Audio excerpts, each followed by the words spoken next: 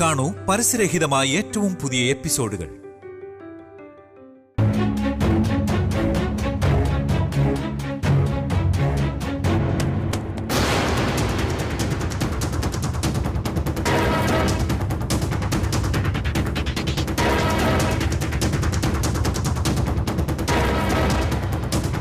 ശാരദാമ്മേ, ഒരു മാപ്പ് പറച്ചിലിനുള്ള സ്ഥലവും സന്ദർഭവും അല്ലിത്. എനിക്ക് പറയാനുള്ളതല്ല ഞാൻ നേരത്തെ പറഞ്ഞു കഴിഞ്ഞത്. സത്യഭാമയ്ക്ക് ഒരു വാക്കേ ഉള്ളൂ.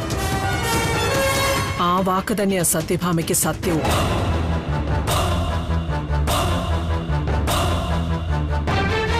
നിങ്ങളോ നിങ്ങളുടെ മകളോ കരഞ്ഞു കാലു പിടിച്ച് കെഞ്ചിയാലും സത്യഭാമയുടെ പേരിനുണ്ടായ കളങ്കത്തിന് പകരമാവില്ല.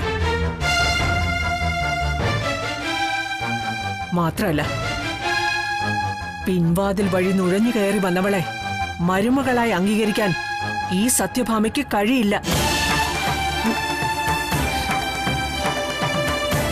പിന്നെ ഈ ചടങ്ങിന് നിന്ന് പലഹാരങ്ങൾ വാങ്ങിച്ചത് അത് വെറും നാട്ടുനടപ്പ്. അതുകൊണ്ട് മാത്രം അത് കഴിഞ്ഞു.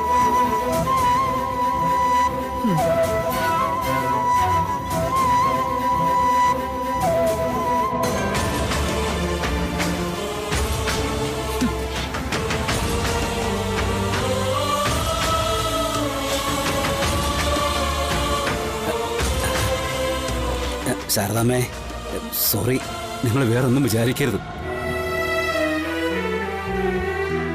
നടന്ന ഈ വിവാഹം ഭാമയ്ക്ക് പെട്ടെന്ന് ഷോക്ക് കൊടുത്തതാ. അത്ര പെട്ടെന്നൊന്നും അതിന്റെ ആഘാതത്തിൽ നിന്ന് പുറത്ത് കടക്കാനാവില്ല അവൾക്ക്. പക്ഷെ പുറമേക്ക് പരുക്കനായി കാണുന്നെങ്കിലും ഉള്ളിന്റെ ഉള്ളിൽ പരമസാധുവാണ് ഭാമ. നമ്മൾ അല്പനാൾ കാത്തിരിക്കണം, അത്രേ ഉള്ളൂ. എല്ലാം ശരിയാവും. അത് വിട്ട് കളഞ്ഞേക്ക്. ശാലിനി, നീ ഇവർക്ക് നിന്റെ മുറി എന്ന് കാണിച്ചു കൊടുക്ക്. അവർക്ക് എന്തെങ്കിലുമൊക്കെ നിന്നോട് സംസാരിക്കണ്ടേ? ആ പ്രീതി, ഉച്ചയ്ക്ക് വിഭവങ്ങൾ ഒരുപാട് ഒരുക്കണം. ദേ, നമ്മുടെ ബന്ധുക്കൾ വന്നിരിക്കുക. കൂടുതൽ വിഭവങ്ങളോ? നല്ലൊരു ഒന്നാന്തര സദ്യ തന്നെ കൊടുത്തിട്ടേ വിടുന്നുള്ളൂ ഇവരെ വിടുന്ന്. എല്ലാം റെഡി.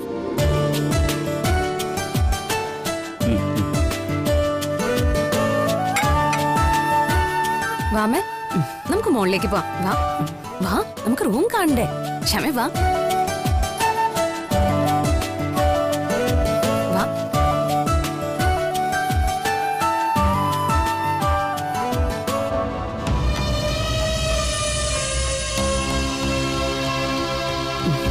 വാ.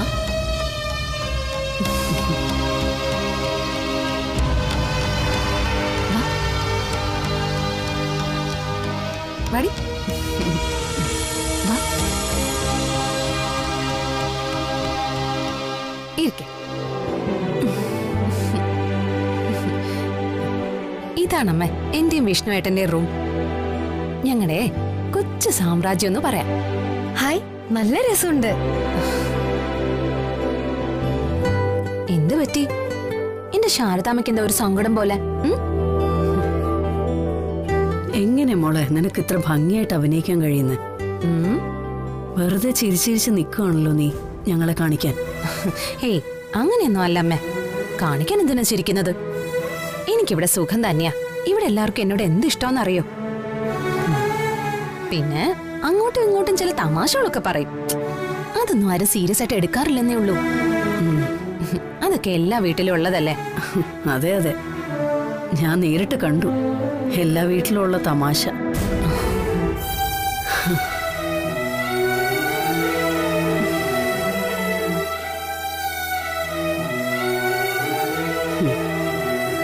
കല്യാണത്തിന് മുമ്പ് എന്റെ മോൾ എന്റെ അടുത്തൊന്നും ഒന്നും ഒളിക്കാറുണ്ടായിരുന്നില്ല. ഇപ്പൊ ആളങ്ങ് മാറിപ്പോയി, അത്ര തന്നെ.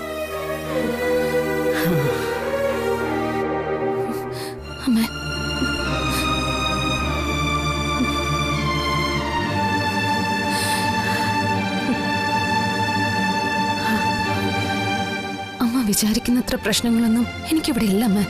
ചെറിയ ചില സൗന്ദര്യ പിണക്കങ്ങള്, അതൊക്കെ എനിക്ക് തന്നെ പരിഹരിക്കാവുന്നതേ ഉള്ളൂ. അമ്മ അതാലോചിച്ച് ടെൻഷൻ ആവണ്ട. ആ എന്തായാലും കല്യാണം കഴിഞ്ഞില്ലേ, ഇനി എന്ത് ടെൻഷൻ അടിച്ചിട്ട് എന്ത് ചെയ്യാനാ? എല്ലാം നീ തന്നെ അങ്ങ് കൈകാര്യം ചെയ്താ മതി. ആ ഞാനത് ചെയ്തോളാം. അമ്മ വന്നേ, ഇവിടെ ഇരിക്കാം.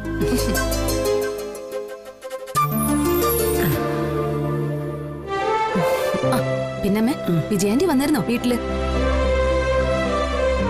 ശാരികച്ചിയുടെ രാജീവ് സാറിന്റെ കല്യാണക്കാരി എന്തായി? പിന്നെ ഒന്നും അറിഞ്ഞില്ലല്ലോ. ആ വിജയന്തി വന്നിരുന്നു മോളെ, കുഴപ്പമൊന്നുമില്ല. ആ എന്നിട്ട് ഇനിയുള്ള കാര്യങ്ങൾ എങ്ങനെയാന്ന് പറ. ഇനി വേറെന്തോന്ന് കാര്യങ്ങള്? കല്യാണത്തിന്റെ കാര്യങ്ങൾ മുന്നോട്ട് നീക്കാന്ന് പറഞ്ഞിട്ടുണ്ട്. വേറെ പ്രശ്നമൊന്നുമില്ല. ആര് പറഞ്ഞു പ്രശ്നമൊന്നുമില്ലാന്ന്? എന്ത് പ്രശ്നം? നീ ഒന്നും മിണ്ടായിരിക്കും ശ്യാമേ. എന്താ ശ്യാമേ കാര്യം? അല്ല ഏയ് ഒന്നുമില്ല കുഞ്ഞേച്ചി. എന്തോ കാര്യമുണ്ടല്ലോ, പറയ്. എന്താ അവിടെ പ്രശ്നം?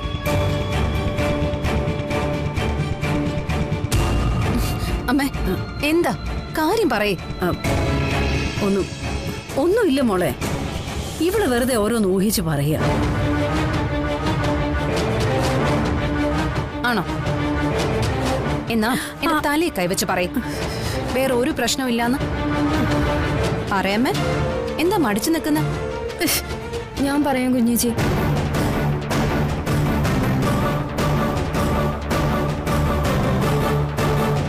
നിശ്ചയ ചടങ്ങിന് ശാരികേച്ചി ഇട്ട മുഴുവൻ ആഭരണങ്ങളും കല്യാണത്തിനും ഉണ്ടാകുമല്ലോ എന്ന് വിജയാന്റി ചോദിച്ചു. ആ 30 പവനും കല്യാണത്തിനും ഉണ്ടാകുമെന്ന് ഉറപ്പിക്കാൻ. പക്ഷെ നമ്മൾ ഇനി അത് എവിടെ നിന്ന് എടുത്ത് കൊടുക്കുമെന്ന് അറിയില്ല.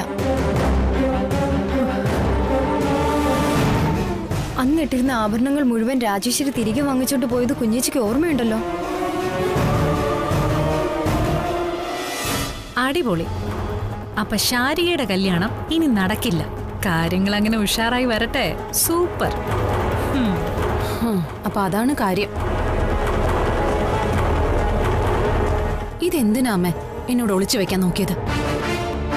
ഇത് ഒളിച്ചു വെച്ചിട്ട് അമ്മയ്ക്ക് എന്താ നേട്ടം? നേട്ടത്തിന്റെ അല്ല മോളെ, നീ ഇപ്പോ വേറൊരു വീട്ടിലെ മരുമോളല്ലേ. നിന്റെ സ്വയം എന്തിനാ കെടുത്തുന്നതെന്ന് കരുതി, അത്ര തന്നെ. ആ അമ്മ തന്നെയല്ലേ കുറച്ചു മുമ്പ് പറഞ്ഞത് കല്യാണത്തിന് മുമ്പ് നമുക്കിടയില് രഹസ്യങ്ങളൊന്നും ഉണ്ടായിരുന്നില്ലെന്ന്. ഞാൻ ഈ കല്യാണത്തിന് തയ്യാറായത് തന്നെ എന്തിനാ നമ്മ മറന്നു അല്ലെ? അല്ല മോളെ, അത് പോട്ടെ, അമ്മയോട് ക്ഷമിക്കുന്നേ. ഇവള് പറഞ്ഞിട്ടാണെങ്കിലും നീ കാര്യങ്ങൾ അറിഞ്ഞല്ലോ, അത് മതി.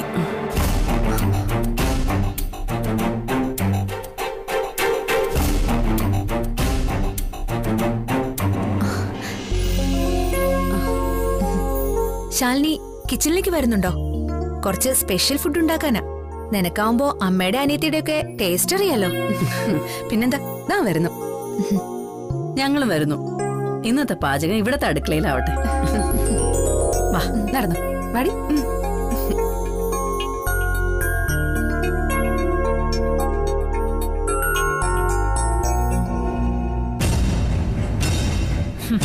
സന്തോഷിച്ചോ?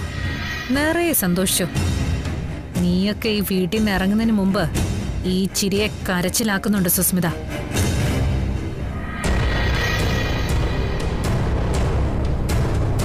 രാഘവനങ്കിള് പറഞ്ഞ ബാക്ക് സീറ്റ് ഡ്രൈവിംഗ് എന്താണെന്ന് കാണിച്ചു തരുന്നുണ്ട് ഞാൻ.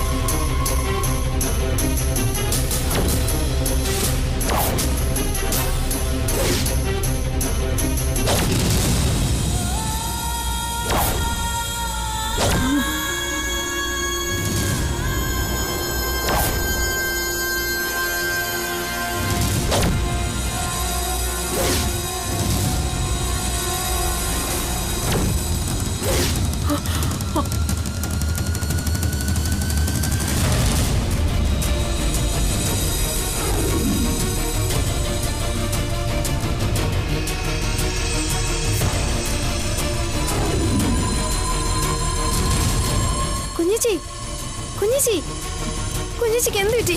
മോളെ കുഞ്ഞിച്ചി, മോളെ ശാലിനി, കുഞ്ഞിച്ചി, മോളെ മോളെ ശാലിനി, ഡീ മോളെ ശാലിനി, കുഞ്ഞിച്ചി, ഡീ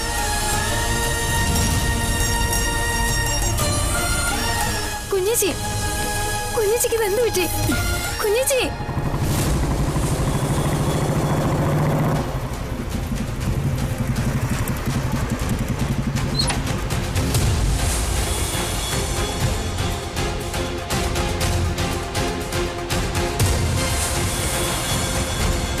ഏട്ടാ, ശാലിനി ബോധം കെട്ട് വീണു. ബോധം കിട്ട് വീഴാനോ? അതെ, വന്ന് നോക്ക്. ശാരദാമ്മയും ശ്യാമയൊക്കെ വന്നിട്ടുണ്ട് ഇവിടെ. വന്നേ. എന്താ എന്താ പറ്റി? ശാലിനി, എടോ ശാലിനി, ശാലിനി കണ്ണൂർക്ക്. ശാലിനി, ശാലിനി, മോളെ വെള്ളം താ.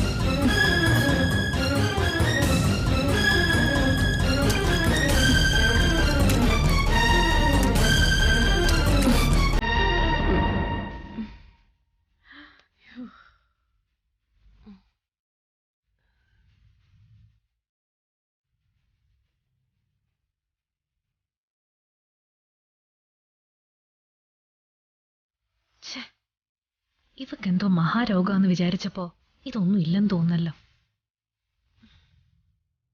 ശാലിനി,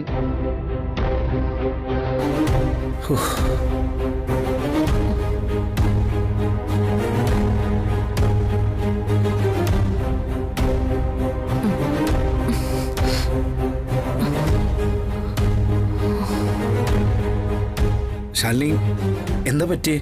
മുഖം നന്നായിട്ട് വളറിയിട്ടുണ്ടല്ലോ.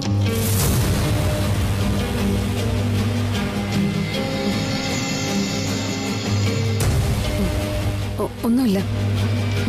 നിക്കവിടെ. നിനക്ക് നല്ല ക്ഷീണവും തളർച്ചയുണ്ടല്ലോ. നീ എന്താ ഉപവാസത്തിലോ മറ്റോ ആയിരുന്നോ? അതെ, 1-2 ദിവസമായി ഒന്നും കഴിച്ചതിന്റെ ഒരു സൂചന പോലും ഇല്ലല്ലോ നിന്റെ മുഖത്ത്. വെള്ളം പോലും കുടിച്ചിട്ടില്ലാന്ന് തോന്നുന്നു. നീ എന്തിനാ ഇങ്ങനെയൊക്കെ ചെയ്യുന്നത്? എന്റെ ഈശ്വര, സുസ്മിതയ്ക്ക് പൂർണ്ണ സുഖം വരാൻ ഉപവാസത്തിലായിരുന്നു എന്ന് പറയാൻ പറ്റില്ല. ഒന്നും മിണ്ടാതിരിക്കുന്നത് നല്ലത്. നിന്നോടല്ലേ ചോദിച്ചത്, ഉത്തരം പറ. നീ ഉപവാസത്തിലായിരുന്നോ? അതെന്തായിരുന്നു കാരണം? അത് വിട്ടുകളാ. അതിനെ ഊതി ഉരിപ്പിച്ച് വലിയൊരു വിഷയമാക്കി മാറ്റണ്ട. ഉപവാസം എന്ന് പറയുന്നത് ഒരു പ്രാർത്ഥനാ രീതിയാ. ഓരോ പ്രാർത്ഥനകൾക്കും ഓരോ കാരണം ഉണ്ടാവും. അത് ചിലപ്പോൾ വ്യക്തിപരമാവാം. അവളെ കൂടുതൽ ബുദ്ധിമുട്ടിക്കണ്ട. പ്രീതി, ആദ്യം നീ ഈ കുട്ടിയെ കുറച്ച് നാരങ്ങളും പിഴിഞ്ഞു കൊണ്ടു കൊടുക്കും. എന്നിട്ട് ഭക്ഷണവും ആവാം. ശരി അച്ഛാ. അപ്പൊ ശരിയായിക്കോളല്ല. ശാലിനി വാ. ശാരദാമ്മേ, നാളെ ഇവിടെ ഒരു സർവദോഷ പരിഹാര പൂജ നടത്തുന്നുണ്ട്. മുഹൂർത്തവും തീയതിയൊന്നും ശരിക്കും നോക്കാതെയല്ലേ കുട്ടികളുടെ കല്യാണം നടന്നത്. അതിന് എന്തെങ്കിലും ദോഷങ്ങളുണ്ടെങ്കിൽ പരിഹാരം കാണലാണ് ഉദ്ദേശം. അതിന് ശാരദാമ്മയുടെ മക്കളുടെയും സാന്നിധ്യം ഉടനീളം ഉണ്ടാവണം ഈ വീട്ടില്. നമ്മളെല്ലാവരും ഇപ്പൊ ഒരു കുടുംബത്തിന്റെ ഭാഗമാണ്.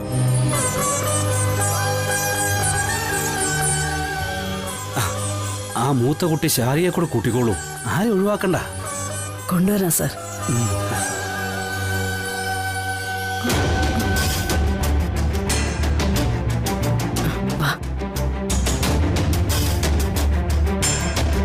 ആ വിഷ്ണു, അവരാഹാരം എല്ലാം കഴിച്ചിട്ട് വരുമ്പോ നീ വേണം അവരെ വീട്ടിൽ കൊണ്ടേ നാക്കാൻ. ആ ശരി അച്ഛാ. ആ ഹാമേ, പോവാം.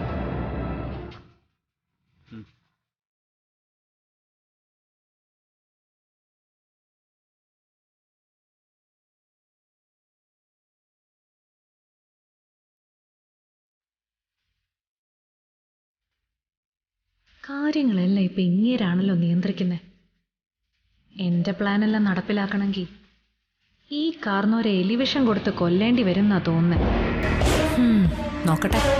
അടുത്ത നീക്കം എന്താണെന്ന്.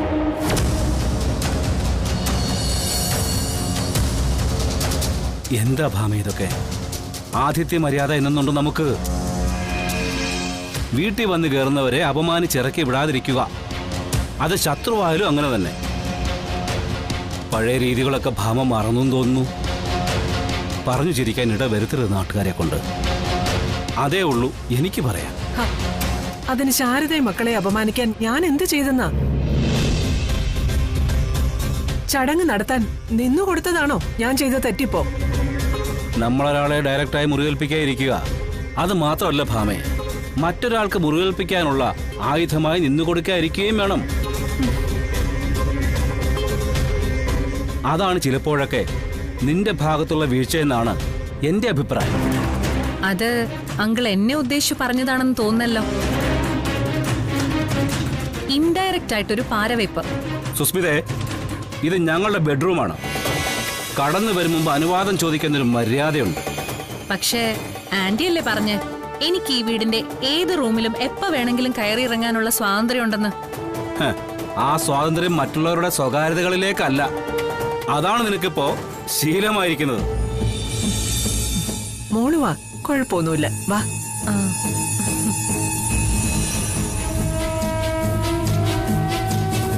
ഈ പ്രായത്തിലൊക്കെ എന്ത് പ്രൈവസി അങ്കിളെ? എന്റെ അച്ഛനെയും അമ്മയും കണ്ടില്ലേ? ഒരാള് UK-ല്, ഒരാൾ ഇവിടെ. എന്നിട്ടും രണ്ടാളും എന്ത് ഹാപ്പിയാന്നറിയോ? അതെ അതെ, രാജശേഖരൻ തീർച്ചയായും ഹാപ്പിയാ. അതാ ലീവ് ക്യാൻസൽ ചെയ്ത് പെട്ടെന്ന് തിരിച്ചു പോയത്. ഓ, അത് ക്യാൻസൽ ചെയ്തതല്ല, തീർന്നിട്ട് പോയതാ. ഇവിടെ ഇപ്പൊ വിഷയം അതല്ലല്ലോ, ഞാനല്ലേ. അതുകൊണ്ട് ഞാനൊന്ന് ഇടപെടുന്നേ ഉള്ളൂ. അല്ല, ശാലിനിയുടെ അമ്മയെ അനിയത്തിയൊക്കെ ആനയിച്ചിരുത്തി സൽക്കരിച്ചില്ലേ? മടക്ക യാത്രയ്ക്ക് രഥമൊരുക്കി സാരഥിയെയും പറഞ്ഞയച്ചു. എന്നിട്ടും അങ്കിളിനെന്താ ഒരു അതൃപ്തി പോലെ? ആതിഥ്യ മര്യാദ അനുസരിച്ച് ചെയ്യേണ്ട കാര്യങ്ങളൊക്കെ ഞാൻ ചെയ്തുള്ളൂ. അത് ചെയ്ത് തൃപ്തിയായിട്ടുമാണ്. എന്ത് തൃപ്തിയായാലും ശരി, ആന്റി എങ്കിലും ഈ ഡ്രാമയും ഓവർ ആക്ടിങ്ങും ഒക്കെ ഒന്ന് തിരിച്ചറിഞ്ഞാൽ കൊള്ളായിരുന്നു. ശാലിനിയുടെ കാര്യം ഞാൻ ഉദ്ദേശിച്ചത്. അവളുടെ അമ്മയും അനിയത്തിയും തൊട്ടടുത്ത് നിൽക്കുമ്പോ തന്നെ തല ചുറ്റി ഒരൊറ്റ വീഴ്ച. ഓ, എന്തായിരുന്നു ആ ടൈമിംഗ് എന്നൊന്ന് കാൽക്കുലേറ്റ് ചെയ്ത് നോക്കിക്കേ. സൂപ്പർ. അത് അഭിനയമായിരുന്നു എന്നാണോ നീ പറയുന്നത്? സംശയം എന്താ? 100% ആക്ടിങ്. അവൾ എന്തിനാ അങ്ങനെ ഒരു നാടകം നടത്തിയെന്ന് ആന്റിക്ക് മനസ്സിലായോ? ഇല്ല. അയ്യോ എന്റെ ആന്റി, അവക്കിവിടെ തിന്നാനും കുടിക്കാനും ഒന്നും കിട്ടുന്നില്ലെന്ന് അവളുടെ അമ്മയും അനിയത്തെയും ബോധ്യപ്പെടുത്താൻ. ആന്റിയുടെ റോള് മരുമകൾക്ക് ഭക്ഷണം കൊടുക്കാതെ പട്ടിണിക്കിടുന്ന ക്രൂരായ ഒരു അമ്മായിയമ്മയുടേത്. അവളോ ഭർതൃഗൃഹത്തിനു വേണ്ടി എന്ത് ത്യാഗവും ചെയ്യുന്ന നന്മയുടെ നിറകുടമായൊരു നായിക. എങ്ങനെയുണ്ട്? സൂപ്പർ കഥാപാത്രമല്ലേ? സുസ്മിതേ, നീ വെറുതെ ഇല്ലാത്ത ചുവരിൽ ചിത്രം വരയ്ക്കാൻ ശ്രമിക്കല്ലേ.